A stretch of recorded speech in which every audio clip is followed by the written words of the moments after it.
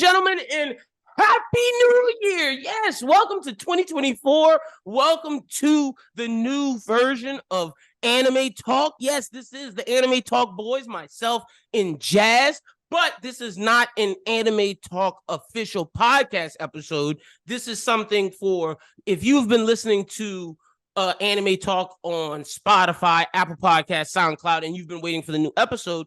This is the new crew, myself and Jazz. Like I said, Krista is still a part of the network. He will be doing, he will be coming on for certain episodes. But our guy is a rapper, and he's trying to push for the goal, and we want to see him get to the top. So I told him, go chase your dream, brother. We will be here, and you will always be a part of the network. So, but he also agreed the show needed to go on, and this will be my last time explaining this because I explained this before, and this will be my last time for the audio listeners. But he said he wanted to see this show succeed because he knows how good Anime Talk is, and he even said before I even could make the pick, he was like, if my voice even matters in any of this, Lyndon, I think Jazz should be my replacement. And I was like, well, first off, your voice does matter because, like you said, you're still a part of the network. You're my brother for life. Like outside of the show, you're my friend, and I value your input. And this is still your show. This is still your baby. I definitely value you saying who should be the replacement. And I was going to choose Jazz no matter what, but I'm glad that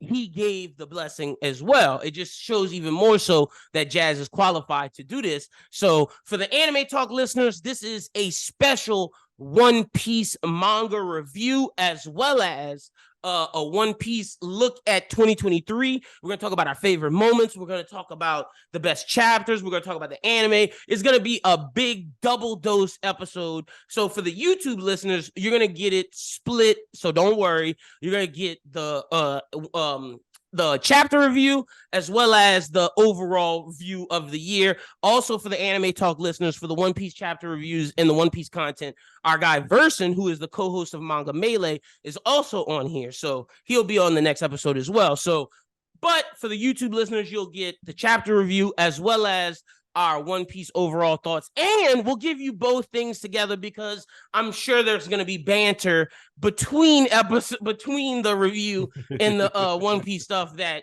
you know, maybe the YouTube people would love to hear that the audio listeners will get. But super excited about Anime Talk coming up. And speaking of Anime Talk, we will have the Anime Talk Manga Melee, myself, Jazz, Jay, and Verson doing the awards where we're giving out best anime, best manga, best new anime. We're going to be doing the award show. That will happen this week. We're shooting the recorded Tuesday. So I'm going to just say y'all will have it this week, as well as y'all will have some more One Piece content. But the first episode of Anime Talk in 2024, the first official episode, will be out not this week, but the next week, the week of the 8th through the 13th, we will get our recording dates situated and we will let y'all know our release schedule. But this will be the final week for awards and stuff like that. But if you're a YouTube fan, you're used to getting One Piece videos during the week. So there'll probably be another One Piece video. If not, definitely a Black Clover review. Myself and Jazz also review Black Clover. So for the Anime Talk listeners on Spotify, or Apple, wherever, come over to YouTube. We will have a Black Clover review and discuss what we think Tabata, where he's at. Because honestly, Jazz, I read it. It's 28 pages, brother. It's like 27 too, if we being honest, because like some of it's just art. Look, as long as it's 28 pages of gas. Look, I don't care. We're gonna talk about it. We're gonna talk about it with the review. But just giving people an update. So yeah, like I said, we have this video. We have the Black Clover review this week. We'll have the Anime Talk Manga Melee Awards this week. And probably myself and Verson will do a My Hero thing. Oh, something else this week. Jay as well, because so the way we do this, Anime Talk covers anime. It does news. We do topics that are given by you all, and then we do reviews of anime that's current. Manga Melee is the same thing, but they do it with the manga format. So we do specific chapter reviews on YouTube. Verson, myself, and Jazz do One Piece together. Jazz and I do Black Clover, just us two. Verson and myself do My Hero. Jazz comes on sometimes. And then Jay and Jay, the host of Manga Melee, are doing Sakamoto Days. I know Sakamoto Days is blowing up. We've done videos here and there, but it wasn't consistent. We've talked, we're doing it consistently in 2024. We're gonna start off for new readers, our thoughts of the series overall, spoiler free.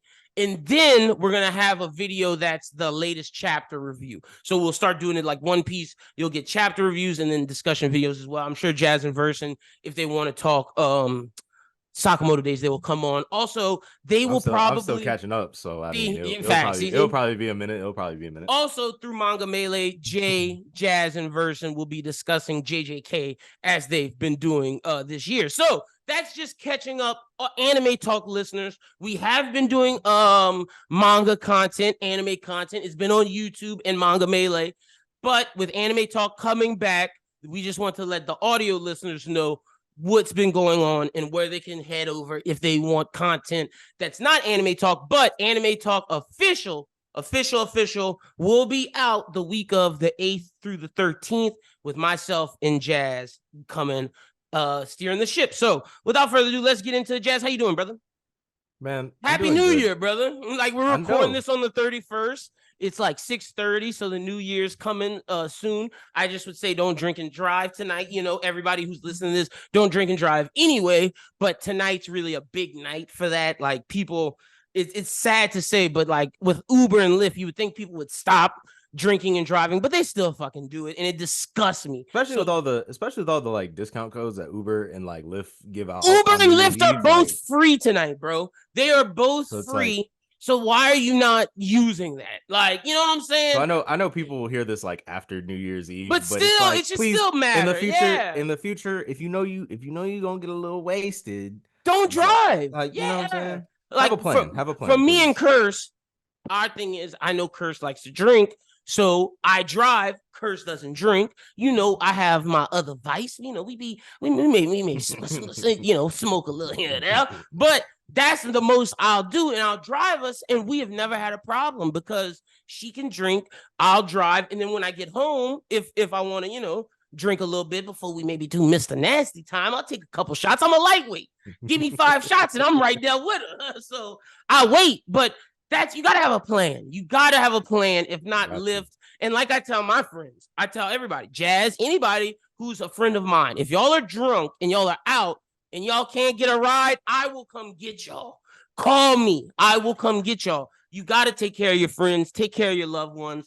Curse friend Haven, shout out to her. She was drinking the other night, and I was like, Curse, we will bring her home if she doesn't want to sleep at our house. And she was like, thank you so much. And yeah, like, why would I let you drive drunk if I know, you know what I'm saying? Like, that's idiotic. So, but yeah, man, how was your year this year, would you say, 2023?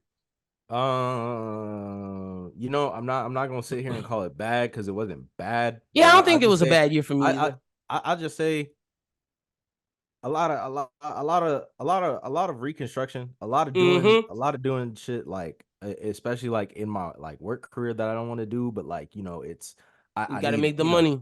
Gotta make the money. It's okay, but I feel like better things. I know everybody says that every year, but I definitely feel like I have something, whether it be like, you know, the stuff I'm like, you know, doing with Jose, or maybe the stuff I like might do with somebody else, like who knows what, but I feel like I'm getting that like sense back, not only creative wise, but like just like work ethic wise, because I feel like in the beginning of this year I just graduated college last year, so I didn't really know what I was doing in that figuring things out. So I was like, you know, but now I'm like, damn, after working this job for so long, I'm just like, damn, I know I don't want to do that. Yes, I know what I gotta get to. So it's like I know what I have to do to get to where I need to be. But I feel like that's what it is. Also, interestingly enough, 2024 is the year of the dragon. So hopefully we get to see that dragon do something. I ain't gonna lie, brother. Oh, we about to get to that. Talk about it. We gonna talk about it. I would say 2023 for me was a good year. I would never say I don't think it was a bad year. I think the year was an educational year for me on showing things, going from radio to just doing this and finishing up my degree finally, and saying, I'm not going to let anything stop me from, you know, getting what I'm rightfully owed. You know what I'm saying? Like, whether or not that was what held me back, we'll never know. But I've learned not to fully commit and show loyalty to something that doesn't have loyalty to me. At the end of the day, it's a business. And now what I'm excited for is putting all that energy into Bros Who Think. And it's almost like, I don't want to necessarily say a reboot, but it is a reconstruction. Like you said, it's a reconstruction.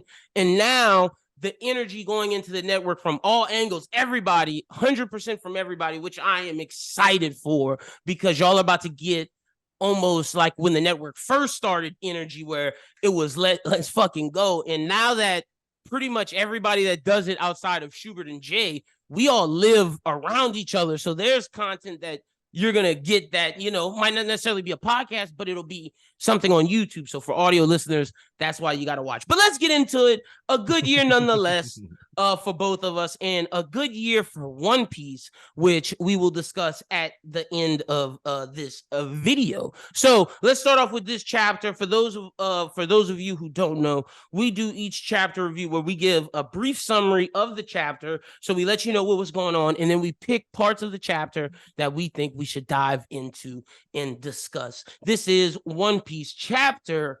1103. I'm sorry, Daddy. The chapter starts off with Vegapunk and Bonnie discussing right after Bonnie saw the memories, and basically Bonnie apologizes to Vegapunk for always, you know, being a little kunte to him. But it was like Vegapunk said, he never took it, you know, serious, because he knew she was hurting because she didn't know the truth. And it was like he felt bad almost that he was hiding it from her. And then it cuts forward to Bonnie and Saturn. Saturn's grabbing Bonnie. Sanji stuck to the ground. Frankie stuck to the ground. Vegapunk stuck to the ground. All the Vegapunks are stuck to the ground. Kizaru can't move. Luffy needs food. We see a picture of Dragon and Ivankov still on that motherfucking island, saying, where could Kuma have gone? Bonnie hits a gear third hockey fist, or is that hockey? That's probably just her glove. So that's a gear third, a gear third fist to hit Saturn doesn't work, doesn't do anything. Saturn thinks, man, if she could only know the truth of her power, holy shit, she'd be stronger. But good thing she don't know it. And then all of a sudden, Luffy gets meat randomly. I have two thoughts of that. We'll talk about that in the thing. We see Luffy gets food, and Saturn's like, get that shit away from him. We then see the Marines trying to go, and we see a picture of Kizaru with 3 dots. We then hear Saturn still talking about Bonnie, like, man, if she knew her devil fruit. And then incoming, it is Kuma, like a missile. He is here, and they're like, y'all need to stop him, blah, blah, blah. No, they can't stop him. Kuma explodes pretty much everything in his pathway, blows it up, and is running, and her daughter's like, Daddy, I'm sorry. And as Kuma is about to get blown up, he shoots a bomb that hits all the Marines on the side of Saturn, and everyone clears a pathway. And as he runs, Saturn throws Bonnie to the ground because he knows he got to get his shit ready to go. And as he's about to stab Bonnie to finish her off, we get a panel that is similar to Jinbei, Luffy, and Akainu, or even more so Ace, Luffy, and Akainu, where Ace blocks Akainu's fist when Akainu's hand goes through his chest. But this doesn't go through Kuma, baby. Kuma's a buccaneer. He's stronger than that. He brushes it off, catches his little spike, throws it away, and gets ready to do damn near a galaxy impact, hockeyed up fist, which looks, because it has like the little lightning things coming off, not necessarily lightning, but the rounds. I think it's going to be one of those advanced armament punches, which I think Oda did a good job. It doesn't have to have lightning, but it has the bubble around it. It has something around it to where, you know, this isn't just normal hockey. This is stronger, which I think he needs to do. Lightning for conquerors, bubble for advanced armament. And he's about to punch the shit out of Saturn, and Saturn's like, holy fuck. So that's the chapter. Where you want to begin, Jazz? I think we should start with the chapter before. Oh, go ahead. Go ahead. Necessarily have to review it. Like, no. Give me. I know you love that chapter. So give your thoughts on it. Go ahead, brother. After this chapter, Kuma in my top 5, bro. He actually, no, fuck that. He top 3. Real okay. He top 3. Like I will say this. Top 3. Kuma is definitely in my top 10 of all characters. I definitely think this backstory is easily top 5 all One Piece. I think for sure. once I digest it, I can put it higher than 5. Right now, I just have it at 5 because it's so soon. But like, I mean, it's up there with the Doflamingo Law. It's up there with the Robin. It's up there with the Sanji. I think it's better than Big Mom's. I think it's better than Kaido's. I would say honestly, everything better, everything better than Kaido's. I would say it's better than I would say this backstory is better than everyone but the 3 I named: Doflamingo and Law, Sanji and Robin. I think those are the top 3 One Piece backstories. Oh yeah, for sure. And then I think you got Odin because of what happened with Roger and Whitebeard, and I think you got Kuma. I think I would say those are number 5. Those are 1 through 5. But I think Kuma's better than Odin right now. And I think once we get to this time next year, I can say where Kuma slots in amongst the top 3. Oh yeah, depending if we get like any other crazy backstories we're not like kind of expecting. But like it in 1102, there's just like I know that like chapter meant a lot to you. Go ahead, dude. This chapter meant so much to me because it's like I'm not gonna sit here and be in the camp of, you know, pre-time skip, post-time skip, and where I rank them, but like this is a chapter where there are elements of pre-time skip in here because they, you know, they flash back to it, but this feels like a pre-time skip chapter. Like this feels like when I read the O'Hara, like this feels like when I read O'Hara. This feels like when I was reading Saboti Archipelago and like all the Straw Hats disappeared and I was sitting there, I was destroyed. Like they didn't have the pre-time skip Straw Hats on the title card. Like I was real emotion out of this chapter. I was like, that ass like, damn, they gone. But like, if I could talk about the back half of the chapter, just like going back, and I went back and I watched the Nothing Happened scene in the anime, and like watching it with what we got in the manga is like Kuma is a man that like is determined, right? His pain and everything he's taken up to this point, he's very much like a selfless character. So shit, I mean, you can even go before Nothing Happened, like in this chapter where he's looking at him through the auction house at Saba Odi, and he's like, "Wow, he really might be Nika." Like that was a moment for me. On top of the Nothing Happened, where it was like, this guy Kuma, it makes everything we've seen with him so much different. Because damn, it makes you appreciate these moments more because it's like at first you view Kuma as like a villain in a sense because like he's just a cyborg. You think he's a cyborg just moving off of just straight up orders, but then you learn like after Saboti, like he basically saved the Straw Hats, which is like this was his last humanity moment. This is him saying, and I'm going back to just this wording. You've got it wrong. I'm just showing you the level you have to be in the new world. You and your friends just aren't ready. Don't go there yet. After all, you will someday save this world. It's like he believed in them. He knows the Straw Hats are going to be the people to save the world. It's just at that moment, y'all weren't ready. And I know that like a lot of people want to label Luffy as a hero, even though like he's indirectly acting as a hero. If you really want to call it, Kuma's basically the hero of the story. If you really want to call it that, because the fact that Luffy doesn't want to be a hero, he doesn't want his accolades to like be shown. Like he just wants people to like be free and not have a title named to him. But it's like when you really think about it, Kuma's the hero who kind of, and you know, a lot of people are like kind of the hero in a sense, but when you really think about it, does the story even get to the point where it's at without Kuma?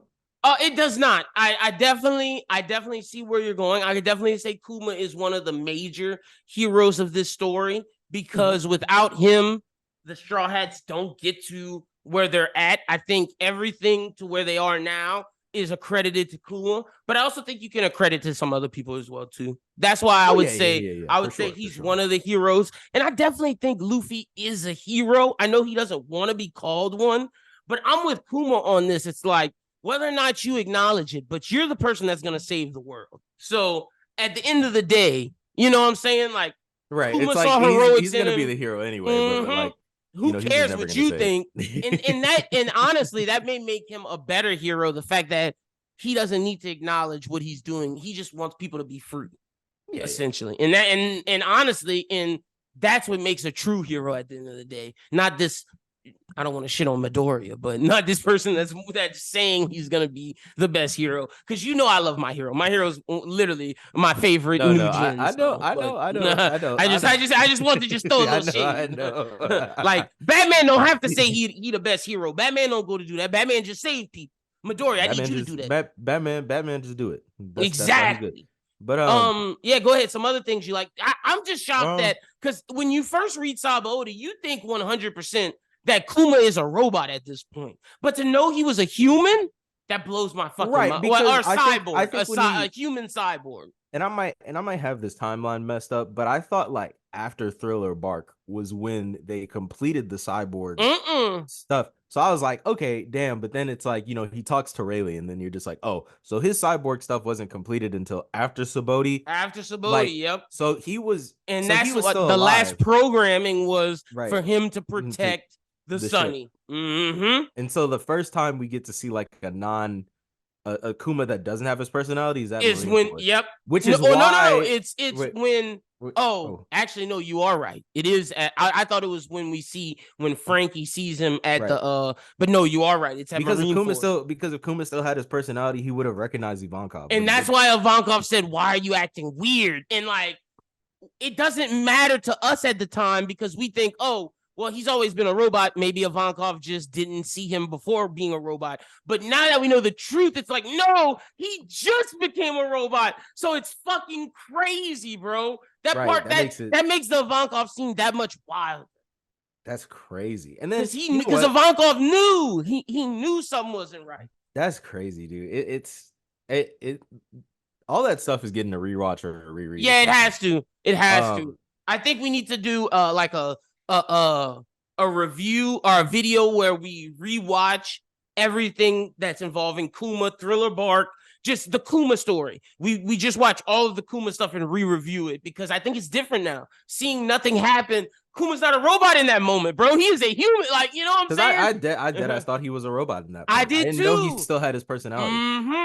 So and that makes the scene where Frankie sees him with all that shit in him, and he's just chick walking away. It's like, holy shit! Like that's so much more powerful because that's robot Kuma, and it's like that's his last choice that he got to make as a human. Right, and I have to actually commend Saturn for just being like a horrible person because he's just like, you know what? Even if you're gonna take away his like humanity, put a self-destruct, like put a bomb in him, and I feel like that's gonna come back to bite him in the ass at some point. It definitely will. That's gonna be part of my bets when we get to the next chapter. Yeah. But the final thing I gotta say about 1102, and then I'll be done with it, and I'll let you take over if you have anything else.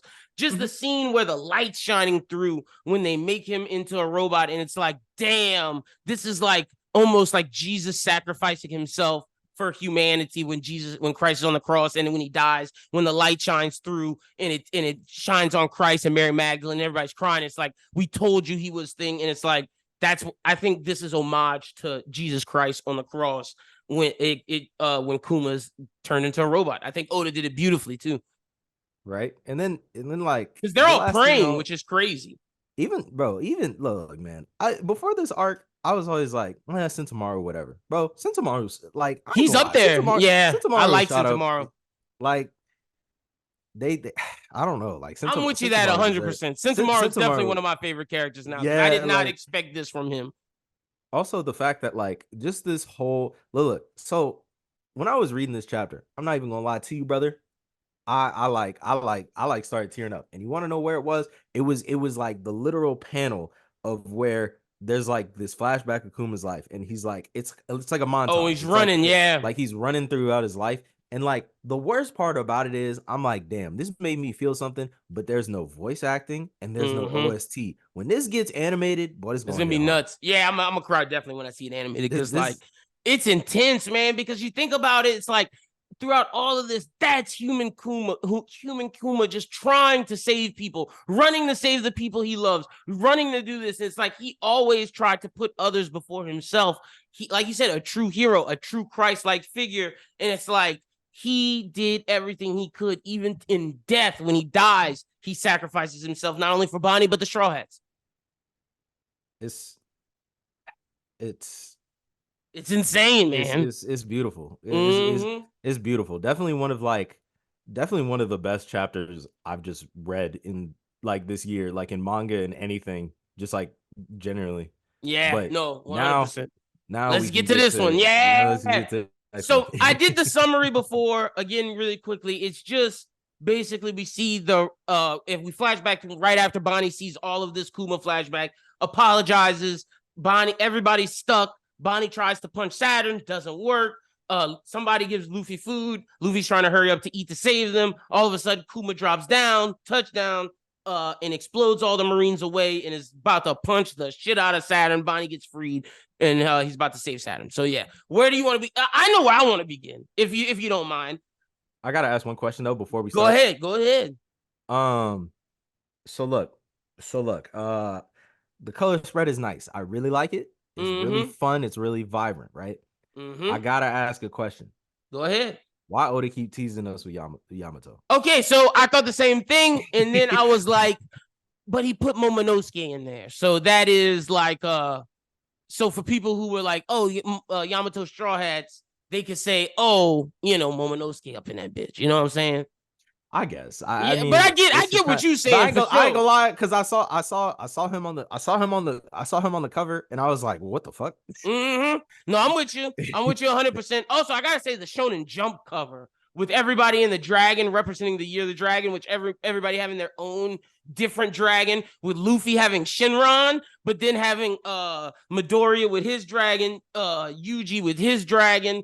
I like Sakamoto and his dragon. Yeah, Sakamoto and his dragon. I was about to say, I don't know who that little girl is, but the little purple dragon, the little pink purple dragon, that one's cute. Honest. I don't know. Is that Andy?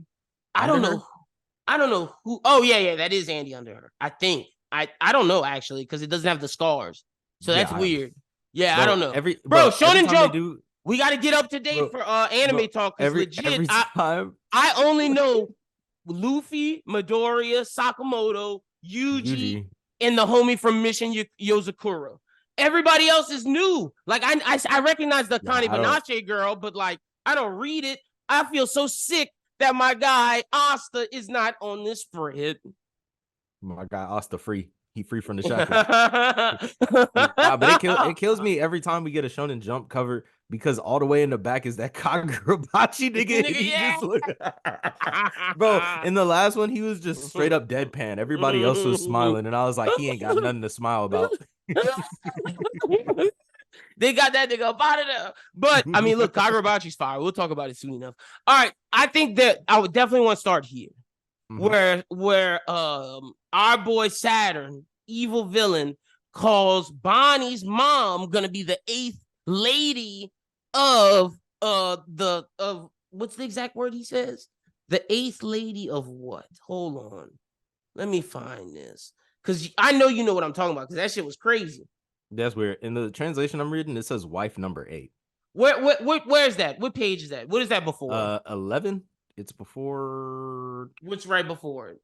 It's like, okay, so there's he's holding her. He's holding her, and she's like, I can't change his age. Oh, okay. That's the page, like that. The page after that. Is it before is it after she punches him? No. Oh, wait. No. So Luffy's getting food. Then you have the panel. Then it's the panel. Then it's the panel after. Oh, that. I see it. Okay, yeah. So basically, where it was like, yeah, bro, your mother was the 8th wife. So like, what the fuck does that mean? Is that Eames' wife or is that his wife? You know what I'm saying? Like, whose wife is that? So that's where I was like, is Bonnie his daughter? My theory of that, I always said like it could be or Bonnie's, Eames' daughter, which is crazy. See, the weird thing is like I feel like I wouldn't like to put like Eam as Bonnie's like technically quote unquote like real biological father, but like actually it's one of them. Hold on, you might have to cut this part out. I need to go pee real bad. Oh, go ahead. We're gonna put this on hold. All right. Sorry about that. I had to take a little pee break. But yeah, so this just tells me from this she was gonna be the 8th wife of. Granted, it could be another celestial dragon, could be a random one, but the way that whatchamacallit said, it had to be Saturn or like one of the or Eam or one of the Gorosei. But why would he say, the way he said it if it was about one of his brothers? That's either him or someone above him, not someone on equal level. You know what I'm saying? Yeah, the way it's kind of framed to be number 8, I had a different line of thinking. So What'd you think? Go ahead. So he says like how it seems like they extracted like the essence of the fruit. So my thing is like somebody we're going to see either in the God Knights or in the Gorosei is going to have the actual powers of the Age fruit. Okay. So here's my line of thinking, right?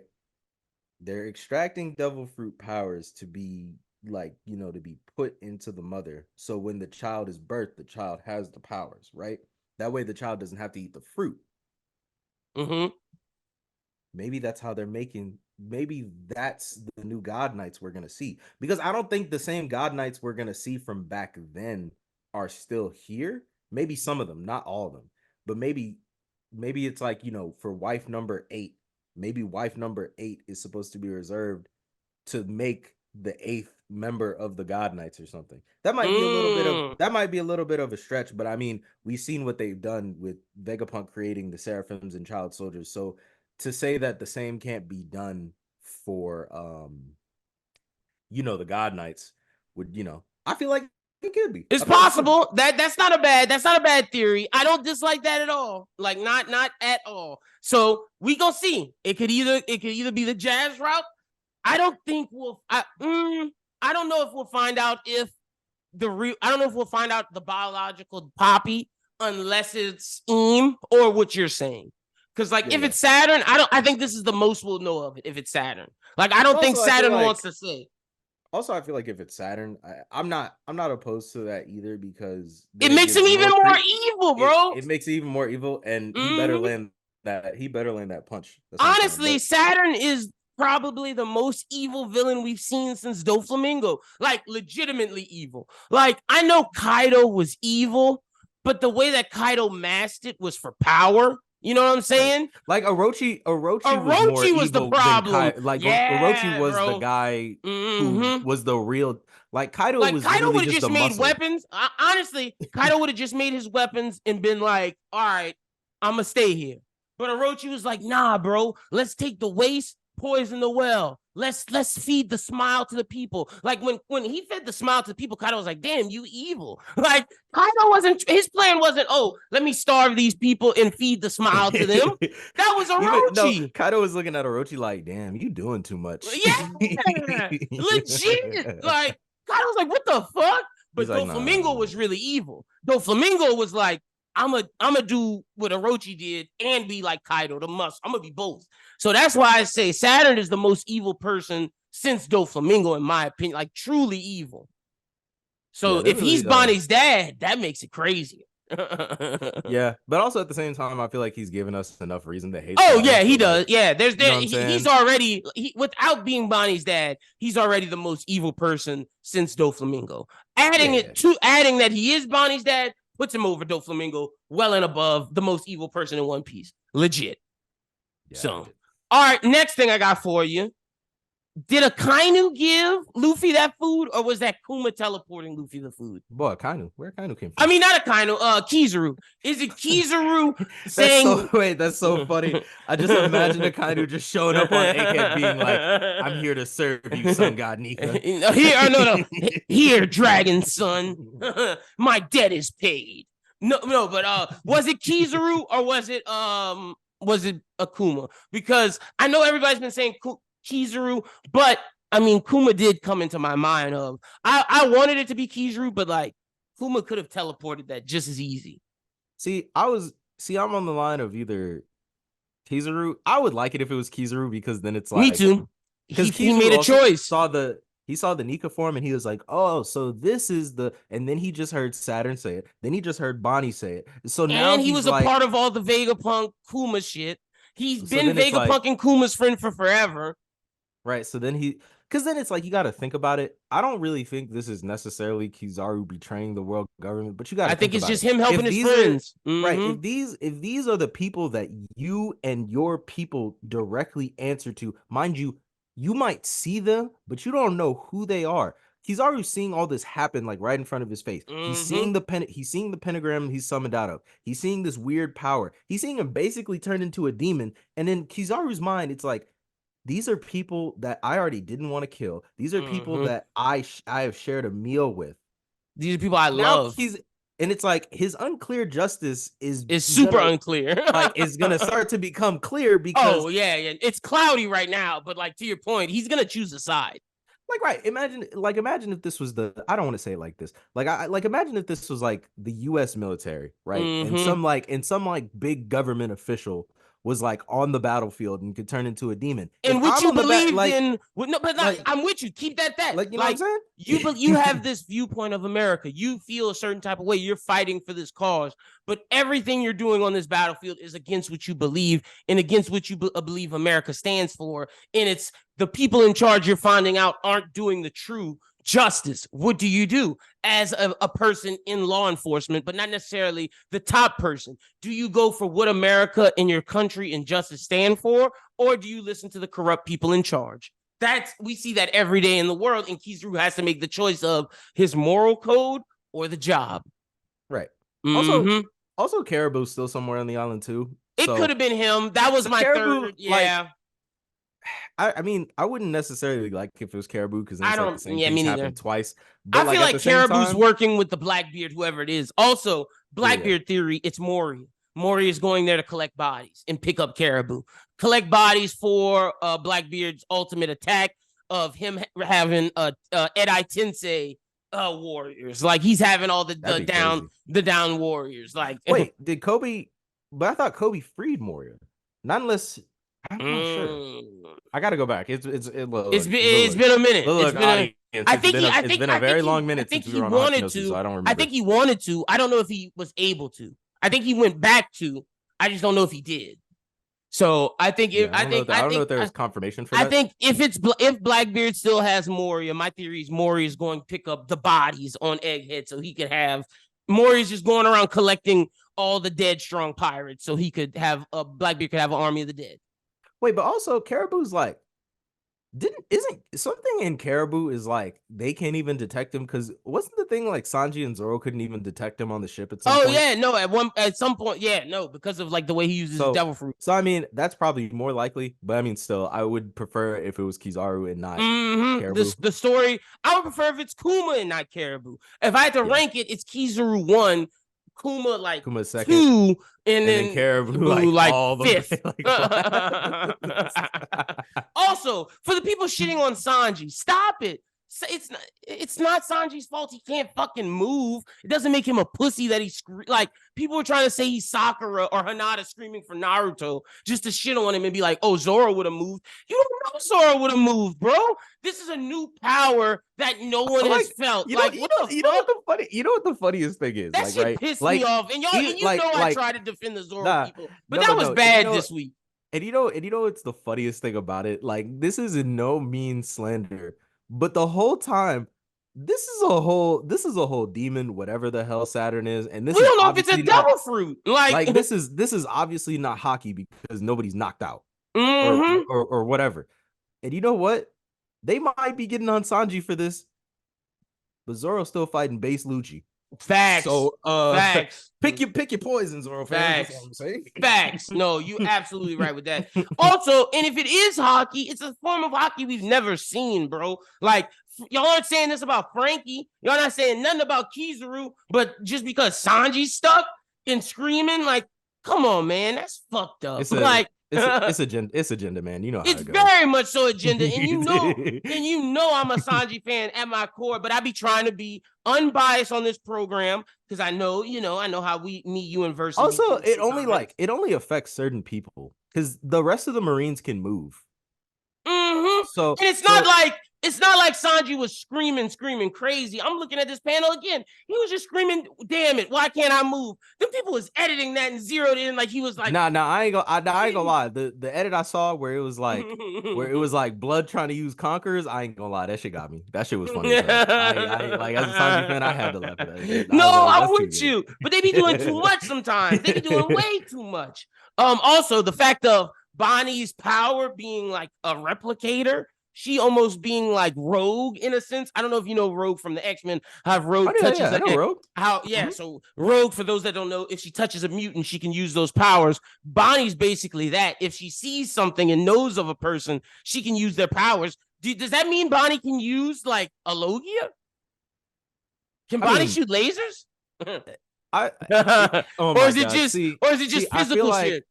I feel like Bonnie's fruit and the Nika fruit are in the same vein of obscurity to where it's like I don't know what the true capabilities of this thing are because they could be literally limitless. And Saturn said it. He was like, bro, if she only knew how to use this shit, we would be fucked.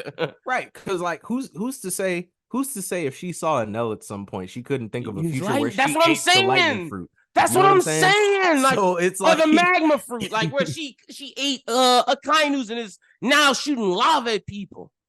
Or she saw Marco and she was like, oh, I want to be a Phoenix. And I'm gonna heal everybody. Like, that's like, why I feel Saturn was saying she's OP as shit.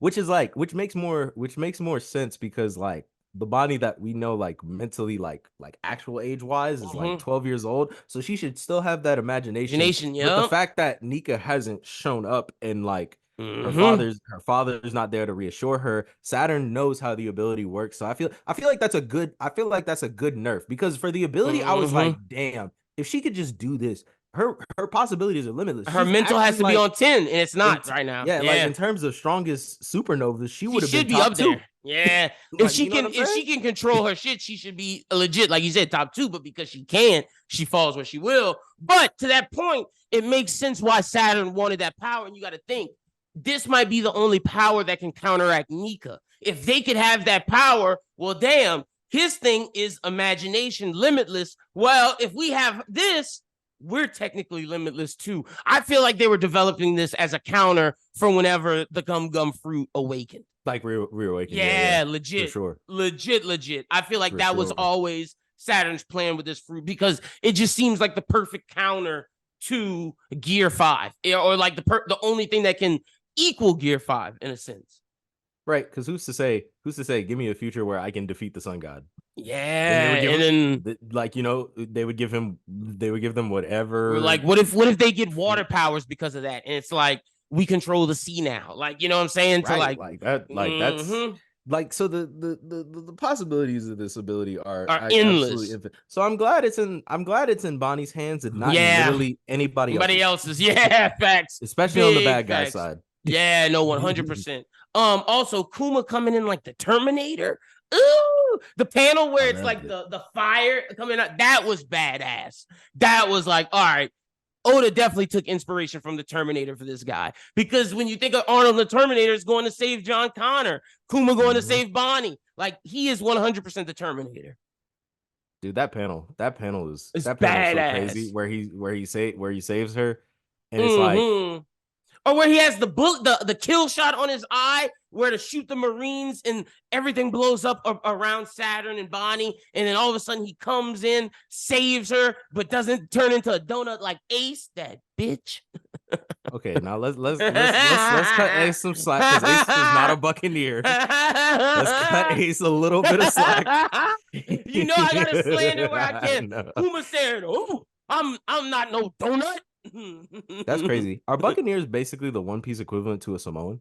Yeah, pretty much, or the Marvel equivalent to a super soldier.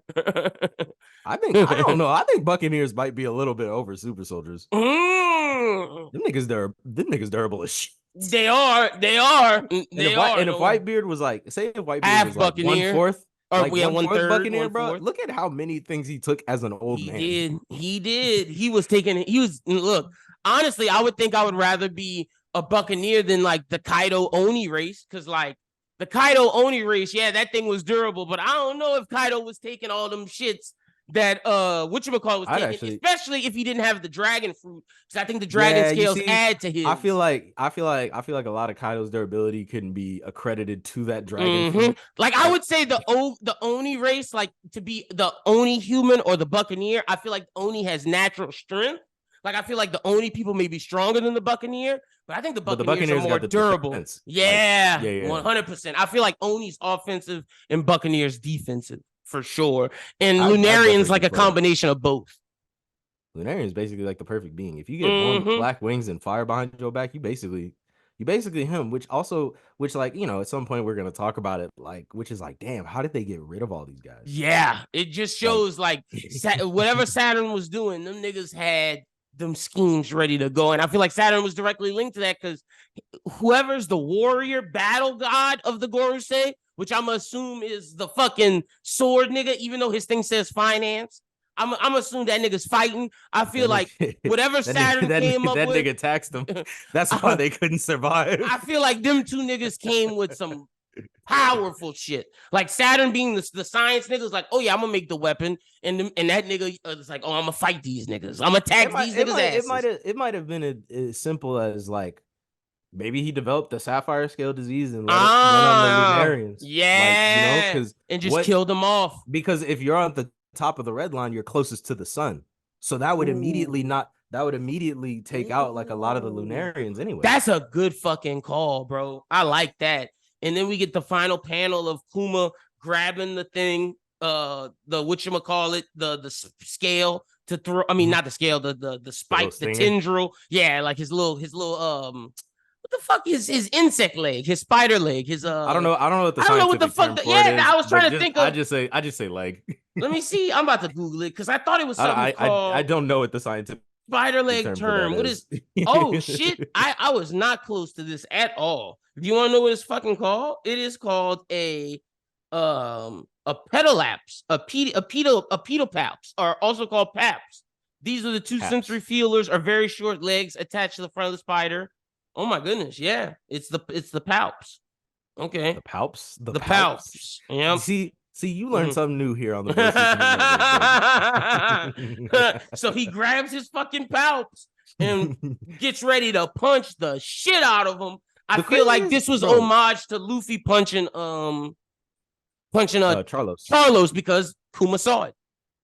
Dude, the craziest thing about this is though, like the whole entire series, I don't think we've ever seen Kuma make a closed fist. No, I think this is the first time. Yeah, every other time it's open. It's open palm. This tells you how much Saturn. How serious he is. Maybe it was a second program Vegapunk put in him to where it was like, if at any point you run across Saturn and your humanity is gone, you can let out one punch. See, okay, I have a theory. I think that what happened is, so there's this thing called Theseus' ship. I believe that's what it's called. Let me just make sure. Okay, so yeah, it is. It's Theseus' ship, the Theseus' ship paradox. So Vegapunk has this, has some of his stuff that's based off of the person that made Theseus' ship. So basically what Theseus' ship is if you have a ship and you take it apart and then rebuild it, is it that same ship? Or better yet, if you take one part slowly and add new parts to what was there that you're taking parts away from, and then you take all the old parts, make something new, and you have new parts that made the new ship, are they the same ship? Which one is the new ship? So basically the idea is, what if Vegapunk took parts from Kuma and took parts and put into the present day Kuma, and we have both the new Kuma and the old Kuma? And what if the new one is S-Bear, the one that he made, and what if the old one is the thing to where Kuma has his humanity? So which one is the original Kuma? Because they say S-Bear gives them trouble. So what if that's technically the parts that, he took when he was going to make the new one that represents that old Kuma, rebel mentality?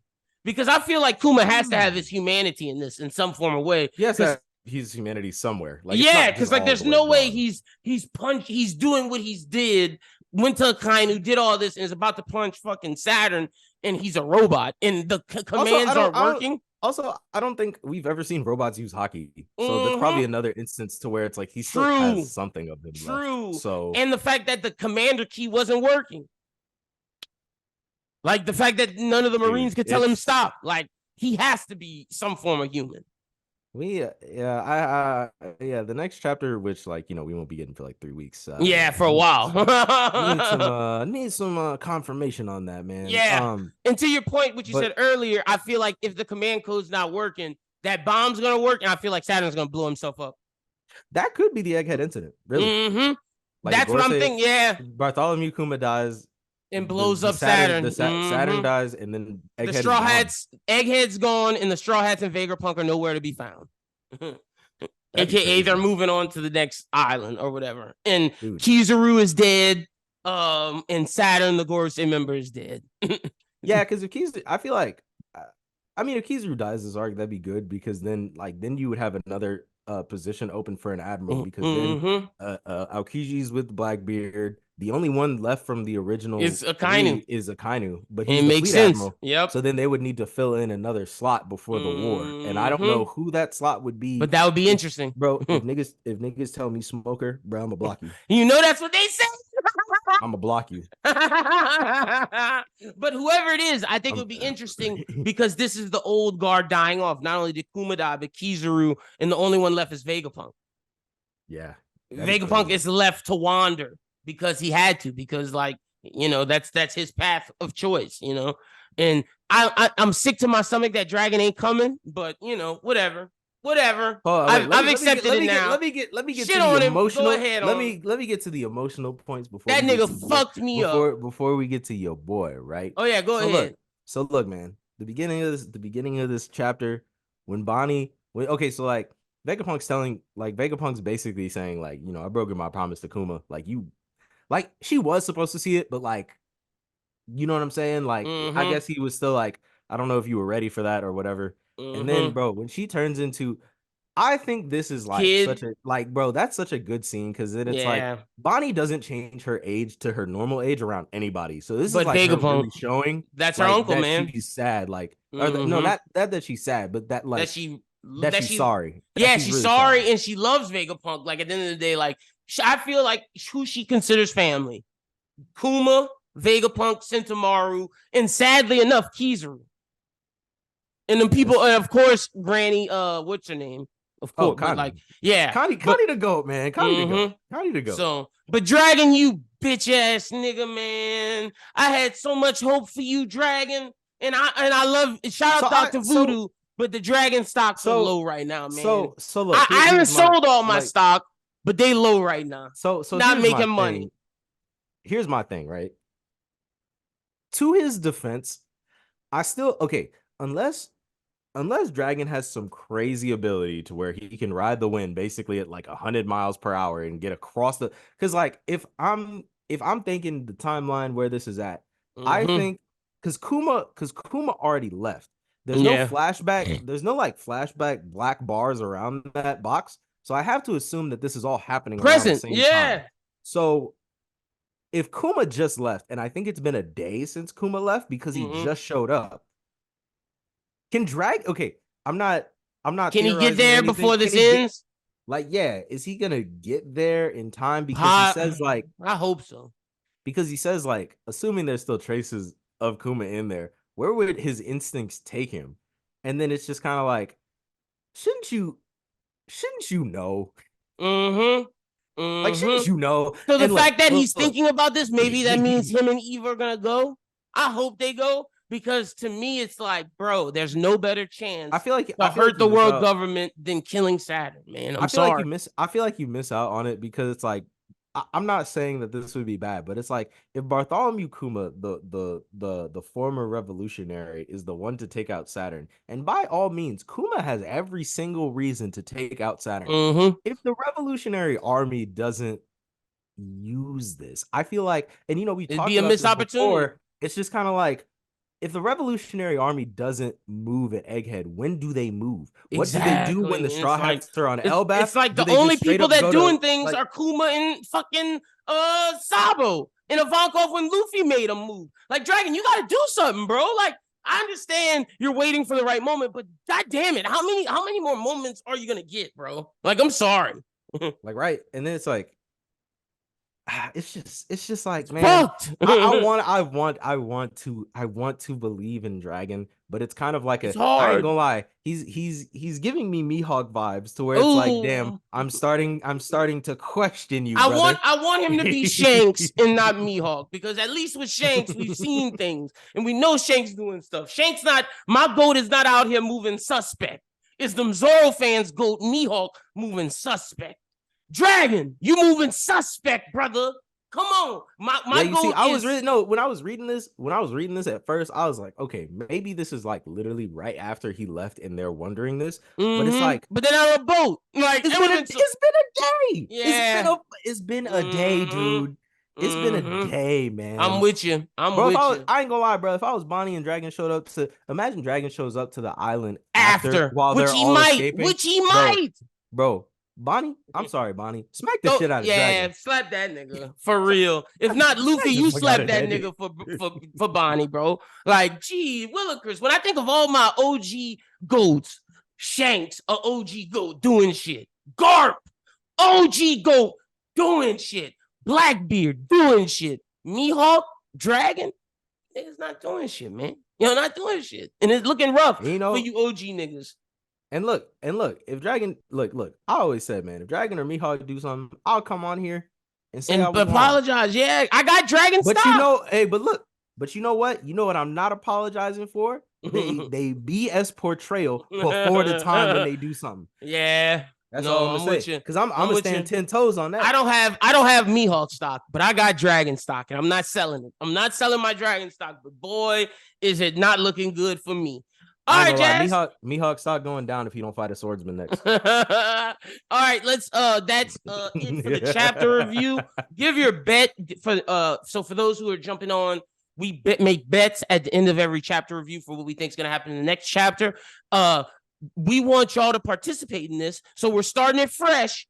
If you make bets at the end of each month, whoever has the highest percentage of bet wins, we will send you a prize. So all you have to do is in the comments make a bet for what you're going to think is going to happen in One Piece chapter 1104, and if it happens, we will mark it down, and whoever has the most bets right at the end of January, we will send you a prize. So all right, Jaz, what's your bet for this? Small bet and a big bet if you got it. Actually, or if you just have one. Actually, now that I'm thinking about it, this ain't even a bet. This is just me talking out my ass.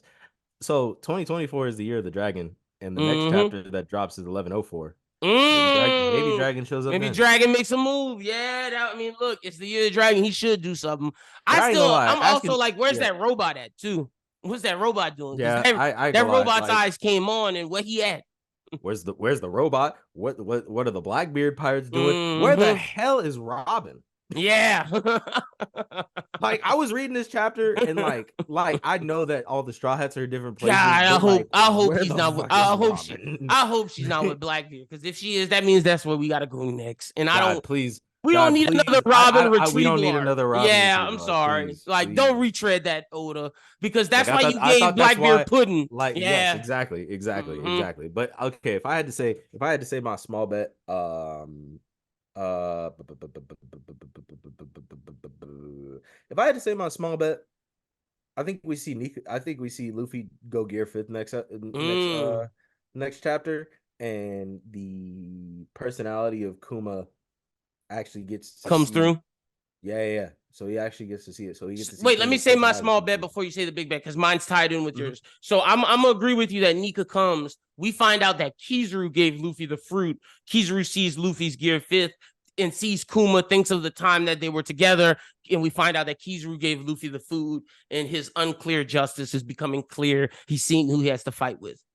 Oh, we might also get to see, because like, okay, this isn't even involved in the bet, but this is more involved with what you said. It'd be so cool if we actually get to like, because most of Kizaru's names have been named after generals, like the mirror, the clones, and then like some of like the laser stuff. His epithet is Yellow Monkey. So I feel like maybe we actually get to see Kizaru rebel against Saturn and use like a monkey move. Yeah, like a Monkey King type shit. Like he does his Sun Wukong shit. Yeah, that'd be hard. I'd be rocking with that. But that's my bet. We find out that Kizaru gave Luffy the fruit, and to your point, he sees Luffy go Gear 5th. So not only does Kuma retain his personality, but by him seeing Kuma and Luffy, we start to see Kizaru reflect on his past and realize what he's doing now is wrong. So what's your big bet? Yeah. So my big bet, I'm going out there with mine. Look. So here's my big bet, and I'm not gonna predict this chapter like word for word, but this is just what I think is gonna happen. So I think Kuma's not gonna land the punch. Mm. What I think it is, I think he runs out of juice before he does that. Mm. But then what happens is simultaneously with with my last bet, His Luffy's heart turns him on. Luffy and the Iron Giant come out. So it's a reverse. How the Iron Giant almost got up to Marijois and like fulfilled its mission. So now the Iron Giant's gonna fulfill the mission of what Kuma was going to do. So my thing was the Iron Giant attacks. I'm gonna just agree with you, and I'm gonna add maybe Kuma's personality goes inside the Iron Giant through with Luffy's heart breaking him, waking him up. Maybe Kuma's inside the Iron Giant, but I think the Iron Giant strikes next chapter with Luffy. I'm with you on that. All right, so yeah, we share similar bets. All right, Lit. That is the chapter review for those of y'all who are just listening to the chapter review. If you're sticking around for the full thing, we're getting into our thoughts of One Piece 2023. It was a big year for One Piece in 2023. The year started off manga-wise with chapter 1071, which is insane, which is we're seeing Kuma climb up the red line and going to strike Marijois. But also, this is the chapter where we see Zoro wake up and strike what's his name? Oh boy, the giraffe nigga. I can't think of his name right now. Kaku, yep. We also see Lucci go and do his stuff. But this is the chapter where Kid approaches Elbaf and Garp pops up at Hachinosu. Or no, Garp pops up at G14 and finds out Kobe's been taken. So we see the start of Kid going to see Shanks and Garp to go to Hachinosu. It's crazy because, like, I swear to God, I thought the year started because we've had so many breaks. I thought the chapter we started on was somewhere in the 1070s, but I didn't even think that the Kid Divine Departure chapter was this year. I swear to God, I thought that was last year. The crazy thing is, Kid's Divine Departure was this year. Law getting his ass whooped was this year. The Beppo shit was this year. Yep, Beppo was this year. Aokiji and Garp doing punching bags on boats was this year. Like Sabo escaping the 5 Gorsei and was that this year? Yeah, because that's the 1080 series. Yeah, you're right. And then some cross guild shit was this year where they killed that Marine. Yeah, where they killed T-Bone. Yeah, facts. That was this year too. Hey, look, rest in peace, my nigga T-Bone. So what would you say? This is basically our One Piece awards. What would you say was the best One Piece moment / chapter from this year? You don't have. That's why I'm not saying chapter because we're not obviously not gonna remember the chapter numbers off cuff. But that's why I'm saying moment. Like would you say Kid getting his ass whooped, Law doing, whatever moment was your favorite this year? The best One Piece moment. Dude, from the manga. From the manga. Dude, the best One Piece moment, dude. Recency bias be damned. The chapter where they were basically like, Kuma, you're gonna, for your daughter to be cured, you're gonna have to lose your humanity. You're gonna have to be a warlord. That's the best moment. Being bro, that is One Piece to me. That's One Piece to me. I'm with bro, you. That is fair. One Piece to me. That's the best. Like, I ain't gonna lie. Like, that's your moment. I'm not mad at it. I'm not mad at bias be damned. I'm not mad at it. So I'm torn. I'm torn between 3 moments because Law is one of my favorite characters, and seeing Law fight Blackbeard was so fucking epic. Seeing Garp fight Aokiji, and I'm thinking of the punches that they both did, and seeing Garp land Galaxy Impact and Garp on Hachinosu was epic.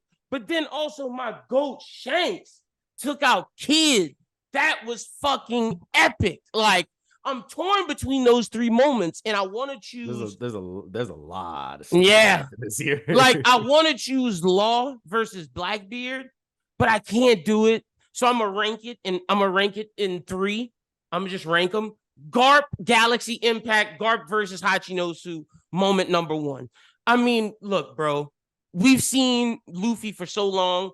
And we know that Luffy comes from good family, and we've known Garp is the hero of the Marines, and we've heard about Garp for so long. And we've never got to see Garp really in action. The only time Garp fought was against Luffy at Marineford, and Garp let that nigga win. Like, come all we on. had to go off of Garp saying like, "Yo, if you let your hands off me, Sengoku, I'm gonna kill Akainu." And 1080 how we made gonna me believe it. that? How we gonna believe that when we saw Luffy knock Garp down? Nah, if Garp would have punched Luffy, Luffy would have died on the spot. On the spot. If Garp would have hit him with a galaxy impact, maybe not died. He would have got knocked out, but maybe not died. Pre-time skip, no hockey, galaxy impact. Garp wasn't killing his grandson. No. I'm with you. He's not killing him, but I'm saying if it was Garp's true all-time strength, you know what I'm saying? Yeah. Luffy's dead. He's dead. Akainu was gonna die. Garp is OP as fuck, and to see Aokiji go bar for bar with him, punching with his ice fist, and them doing boxing bags on the ship, and having Kobe give an honesty impact. All of that was just gas. All of that was gas. So that's moment number one. Yeah, that did. That did happen. Mm-hmm. I didn't know he was giving a top. I didn't know he was giving a top 3. I just gave my favorite. No, go ahead. You could give 2 after me. I was like, because I couldn't pick. So I felt I need to give a little shine to all of them. So number 2, I got Law versus Blackbeard. My God, all of us at that moment, Jazz, we was like, how is Law's crew gonna fight Blackbeard? These niggas about to get their ass whooped. But turns out they are strategic as fuck. Like, Law is who he is for a reason. His crew are built to build him up. Like, he is the quarterback. Right. And it's almost like Golden State before KD went there. Everybody was built around Steph. You had people that supported Steph. Or when you look at the Chiefs, they're built around Patrick Mahomes. Like, yeah, Law has Beppo, Travis Kelce, when to go Sulong, but it doesn't work unless Patrick Mahomes is OP as shit. And seeing the Heart Pirates use the ocean to their advantage and whoop Blackbeard's ass, that was badass. Granted, Law loses and has Beppo to get him out of there because Blackbeard at the end of the day is strong. Has strong. It's black. It is what it is. Yeah, like I mean, if Law had if Law had a killer with him and Beppo, he might have won. Like honestly, if Law had a Sanji, he might have won that battle. He just had a Zoro. Law has all the utility. He just needs some more muscle. And y'all save John Bart. That is trash. John Bart, not even Frankie, bro. John Bart is like he's not even Brooke or Frankie strong. Like Usopp might be stronger than John Bart, bro. Usopp is definitely stronger than John Bart. Like what? John Bart is weak as shit. So and Sachi and Penguin aren't. I'm taking Chopper over Sachi and Penguin, brother. I just am like so. I'm taking Chopper over Sachi and Penguin if it's not in the water. If it's in the water, I'm taking it. But you know what I'm saying? Like in terms of overall, Chopper's just stronger than him. So if Law only has Beppo, who's supposed to be his Zoro, who's nowhere near Zoro or Sanji in terms of strength, I would say Beppo falls at Frankie level. I would say, he's about Frankie level strength because I would say the Straw Hats go Luffy, Zoro, Sanji, Jinbei, Robin, Frankie, Brooke. Yeah, that's how I would say in terms of strength. And I would say Beppo falls between Robin and Frankie. He may be stronger than Robin with Sulong, but without Sulong, he falls between Robin. But even with Sulong, he's not at Jinbei level. You know what I'm saying? Like he falls between them two. So Law had no chance of beating him. But I'm glad my guy got away. And in number 3, seeing the goat's Shanks. What? Come on, man. My goat got kids' ass the fuck out of here, boy. Bro, your goat had niggas crying on the internet. I was loving it. It was look, I almost threw Kid away to figure. I almost got him out of here. That nigga got fucked up. He should have listened to Killer. Killer told him, bro, let's not do this. That nigga said, nope, pulling out the laser cannon and my boy Shank's future sight laser cannon. Hold up. Divine departure. Out of here. Those are my top 3 One Piece manga moments. With honorable mention Sabo escaping, because that's my other goat. That nigga killed it. Give me 2 other moments, Jazz, that you got. Because I gave 3. Yeah, give 2. Number 1 was Kuma. So number 1 is Kuma. My second one. You know what? My second one is actually going to be the God Valley. Okay, nice. God, Yeah, like, we had to give some love to God Valley. Yeah, that was big. the teaser of God Valley That for was sure. big. It felt like watching It definitely Like a Marvel trailer. it definitely was a teaser because we got it through the eye point of Kuma, where we right? didn't see all So the stuff we wanted to we wasn't see. gonna get to see We it. didn't get to see. We just got to see who was there. But not only that, getting to Not see the even God rocks. Knights and everything, Yeah, like, so true. That was big. That was that big. was Seeing so there was Shanks another Pappy. faction. There was Yep. another faction in there that we didn't know about before. Mm-hmm. Um, So that's number third, 2, God Valley.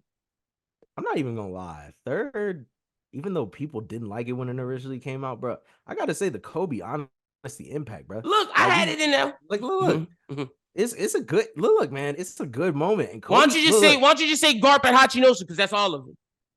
oh, And ended with I was gonna oh, say, you just want the Kobe no, moment. I Okay. was saying 3 Kobe because it's like, okay, we know Garp strong, but it's like, I feel like Yeah, we Kobe didn't know really Kobe could do hasn't, that. Yeah. dude. Kobe hasn't gotten any strength showing aside from getting whooped by Luffy.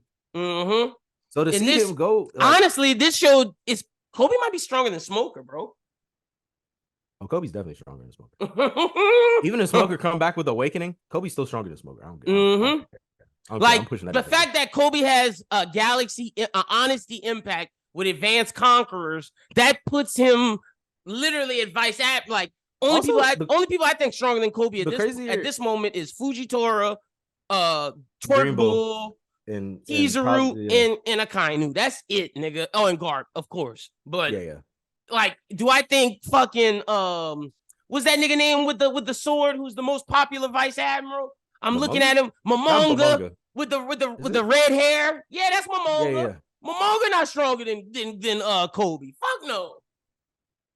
Kobe was practicing, bro. Kobe practicing on battleship bags. To see him go for the Troy boy, we knew from literally like chapter 1, no, chapter 2.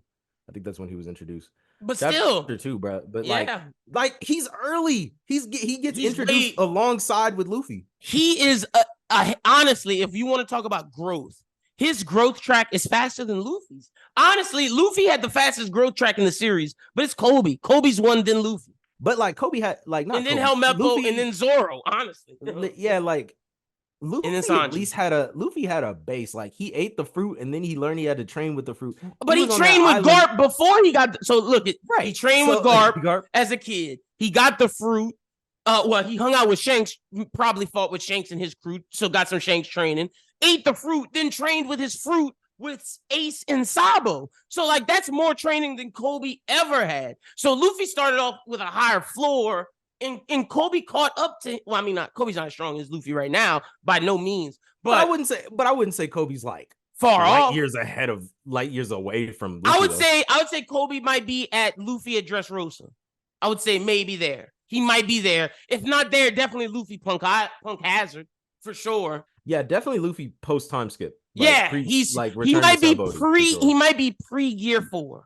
So it might be. He might be like realistically, Kobe might be at Punk Hazard Fishman Island strength, but he might be a Gear 4 strength. I'm not gonna say Snake Man, but I'm gonna say Gear 4 Doflamingo because I think that Honesty Impact could have sent Doflamingo through the ground like Luffy did. I think he could have.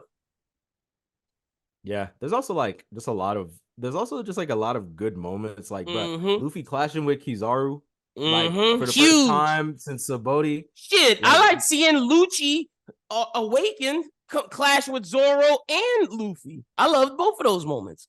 Right? And then we have the Stussy reveal too. Yep. Yes, we did. We did.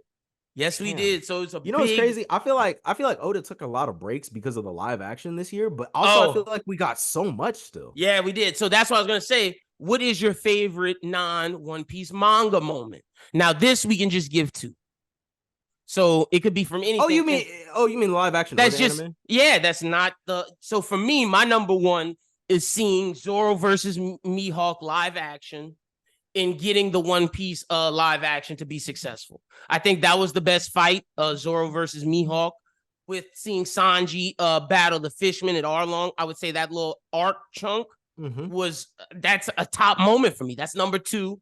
And then number 1 is, and I'm gonna say it. I know I'm giving 3 things, but it's back to back to back.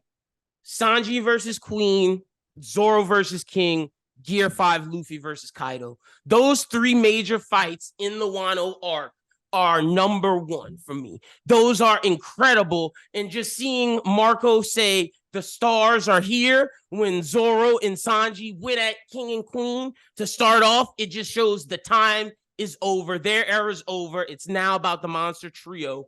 And seeing Zoro versus King, Sanji versus Queen, and Luffy versus Kaido all animated beautifully, that's the top out moment for me outside of the One Piece manga. Got to give congratulations to the One Piece anime department for what they did this year with Wano. The animation was beautiful. Hopefully Egghead is good because they're going back to a more whimsical style. I don't know if that's going to work. We'll see. But what they did with Wano, chef's kiss. Yeah, non-manga wise. Non-manga moment, what you got? I just say the live action in general because like it was great. I mean, like I went in with expectations low, and it kind of and like I'm not gonna say it completely. To none. I'm not gonna say it completely shattered. Oh, it did mine. There was stuff I didn't like, but like it was still above every other live action anime adaptation I've ever seen. Now people say when we talk about new upcoming anime live action is hopefully is as good as One Piece. It's the bar now. Like Cowboy Bebop was ass. Those Japanese ones were ass to me. I'm sorry. They were saying that Yu Yu Hakusho one wasn't too good. I haven't seen the Yu Yu Hakusho one is worse than ass. It's the worst anime adaptation. I just seen people talk about the fight scenes. I ain't seen nobody talk about the fact that people said that they could truncate the Dark Tournament and put in like have Toguro like. Bro, what they did was just a disgrace to Yu Yu Hakusho. Wait, I'm sorry. I know this is One Piece Awards, but like, wait. So you're telling me that there's no Dark Tournament. There's none. Wait. So they did the whole thing? So basically, what happens is they meet. He turns to a spirit detective. He fights Hiei Kurama, turns him to the side, and they find out that the ultimate people behind them is Toguro and his gang. Toguro and the younger brother, the human person that funds them by the big dude that fights Hiei and the guy that fights Kurama are all starting to try to take over Tokyo, and they have to fight them. So instead of a Dark Tournament, they cut out the Saint Beast. They cut like Genkai trains Yusuke for a little bit to try to fight. Like they combined all of that, bro, and they make Toguro and them just some random villain that's attacking Tokyo, and they got to stop him. So why not? There's no tournament, nothing. It's trash. Why not just break it up? That way you could do it. Like, never mind. Anyway, it's horrible. You got rid of the Saint Beast. You got rid of Randall. They got rid of so much. Like the death match, those are things that are integral to like the Yu Yu Hakusho story. To me, Yu Yu Hakusho, because I know we have people in our Discord. Shout out to Fire and people who were like, yeah, everything after the Dark Tournament made me bring down Yu Yu Hakusho. And I agree. The Chapter Black and the Three Kings isn't good, but that's when you know Togashi, his health was really deteriorating. But if you take Yu Yu Hakusho from the beginning to the end of the Dark Tournament, it's one of the best animes ever. Why would you fuck with that? It's like, if you're going to tell the story, tell it right. Don't rush it. Look what One Piece did. They took their time. Like if you would have did the opening season of Yusuke turned into a spirit detective, you meet Hiei and Kurama, and you do the first mission with them together in Kuwabara where they fight the Saint Beast. And you end with that's a good first season. Yes. And then you could have the second season be the Dark Tournament itself. Like, or you could have the second season be half Yusuke trains with Genkai and meets and fights Rando. And then the second half be what leads into the Dark Tournament, which is where they go try to save Hiei's sister and Toguro's the villain. And you could have them beating them. And the last episode of that is Toguro, after everything ends, you see Toguro come back, beats Yusuke ass, and says, you're coming to the Dark Tournament. And that's how season 2 ends, and season 3 is the Dark Tournament, and it's done. And you have one of the best anime live-action adaptations, but instead you shit on it and turn it to poo. Gosh, man. So shout out to One Piece. Yes, the One Piece live action did very, very, very, very well. Very well, bro. Like, did you see the girl that they're considering the cast as Robin? Oh, she's beautiful.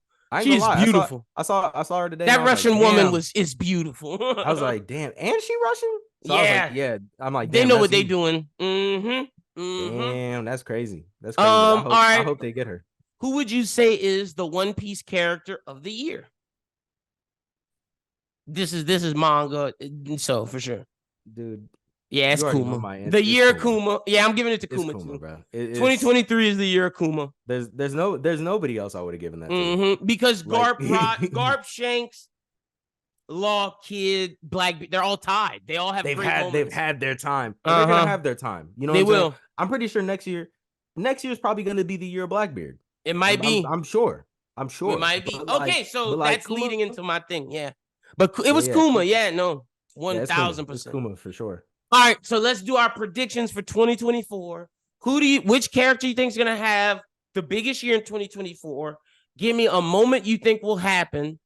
Yeah, those are two. A moment you think will happen, and which character you think will have the biggest year. Is Blackbeard your character? You sticking with that? Can I have two? Do two characters. Do two. We'll both Usopp do two. Usopp and Blackbeard. Ooh, all right. Okay, look. Here's my thing. Let me give my reasoning. Right. Go ahead. So in the Jump Festa statement, Oda said like they might be going to that island. You know what I'm saying? Elbaf. But so what I heard, I don't remember what that YouTuber's name was. I think it was Sawyer. I heard him talk about a theory I really liked, which was the fact that like maybe the Straw Hats go somewhere else and Luffy and Usopp they split up. Like they get split up. That way it's like you have that Usopp storyline because I ain't going like and also, bro, it's the fact that like I need a year for Usopp, bro. Yeah, I know. Bro, I've been the last time Usopp got some shine, I wasn't even watching the story. Yeah, it's been a while. It's been and you remember one of my early predictions was they might not go to Elbaf, and I don't want that to happen. I don't want that to come true. You still kind of get your prediction because the whole crew might not go. They might not. Yeah, it might just be two of them. It's just the way they set it up, man. It just gave me that vibe. But I think they do have to go to Elbaf. I'm with you. All right, so your characters are Usopp and Blackbeard. What's your moment? Give me a moment you think will happen this year. It could be any character. It doesn't have to even be the two characters you said. One thing that you think will definitely happen. Oh my God, Mihawk gets a feat. Okay. I was really gonna say Blackbeard kills Shanks. I think more importantly, I need to see Mihawk do something. Okay, bet. And not half-ass it. You want to see Mihawk go out? Like I want to see this nigga box. All right, all right. See this nigga box. So we got Jazz with Usopp and Blackbeard will have the biggest years in 2024, and his moment will be that we see Mihawk's true strength finally. So my two characters that I think it'll be the year of is, so I don't think Law or Kid are gonna have big years. I think Shanks will have a big year, but I don't know if he wants to be my choice. I think a Rev will have a big year. The question is it Dragon or is it Sabo? So I'm going to predict Sabo, but I'm going to say Sabo / Revs. So that covers my ass with Dragon. Because I do think the Revs have a big year in 2024. I think if this year's the Revs year, the Revolutionary Army. Oh, yeah, that's what I'm going to say. I'm going to say the Revolutionary Army is the year 2024 is for them. And the other person I'm going to say is Akainu. I think the Fleet Admiral is going to have a big year this year. And I think the Fleet Admiral is going to have to make a decision because I think him seeing his best friend Kizaru either die or almost die will push him to the ledge. And the Gorosei is going to have to be like, we don't give a fuck what you talking about, brother. You got to do what we say. And will his justice make him continue to work for the people that shit on his best friend, Kizaru? We shall see. Kind of gonna turn that room into like how Jogo did So the way that I think, you know, how we see we see Akainu square off with Dragon.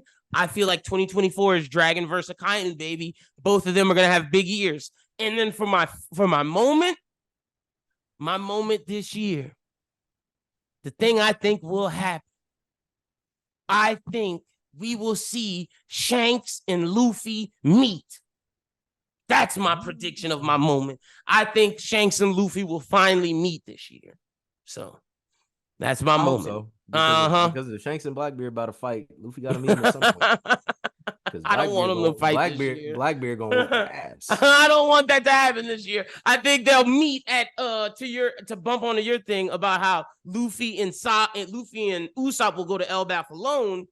Luffy and Usopp, Yasop and Shanks, they will meet. Yeah, because the rest of the crew doesn't really like have any time. Although I want them all to go for a real Davy. Yeah, back.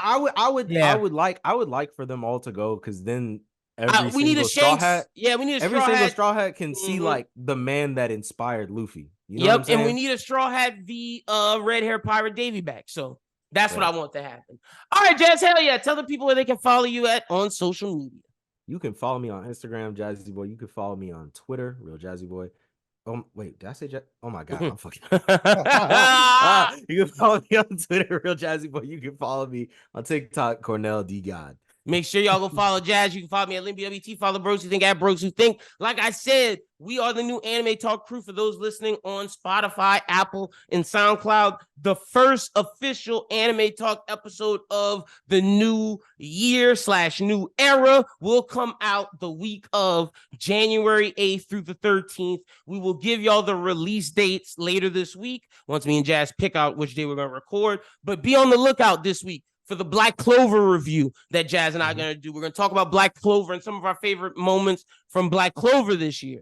We're also going to have a My Hero video with myself and Verson, and then Jazz, myself, Verson, and Jay from Manga Melee. We will be doing the Anime Talk / Manga Melee Awards, so be on the lookout for that.